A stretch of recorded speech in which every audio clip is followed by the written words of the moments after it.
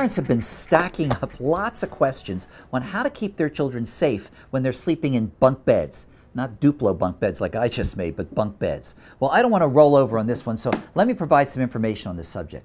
Over 30,000 children are seen in emergency rooms every year for injuries associated with bunk beds, usually due to falls or from horseplay on these beds between siblings or friends, with the most common injuries being fractures, lacerations, scrapes, and internal injuries, often occurring in children less than 6 years of age.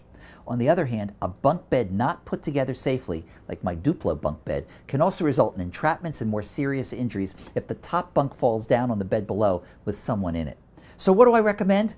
Ideally, place the bunk bed in the corner of a room so there are walls on at least two sides to lessen the chances of a fall. Make sure there are guardrails on both sides of a bunk bed, even the one against the wall, and keep these securely in place, no matter how old your child is, since children roll around when they sleep and can fall out. Make sure the space between the guardrail and the mattress or the bed frame and the mattress is not large enough for a child to get trapped or slip through, and that the size of the mattress fits the size of the bed frame so that it's a tight fit.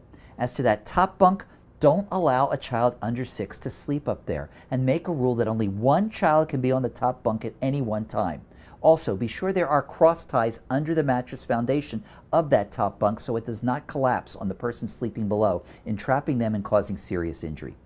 Don't hang anything from the ceiling over that top bunk either, especially ceiling fans, which could fall while a child is sleeping.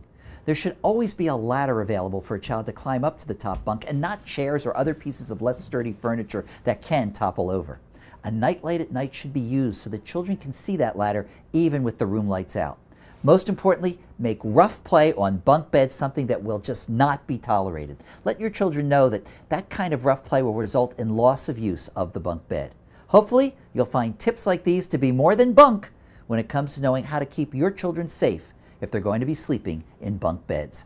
This is pediatrician Dr. Louis Fuerst from the University of Vermont Children's Hospital, reminding you to always be first with your kids.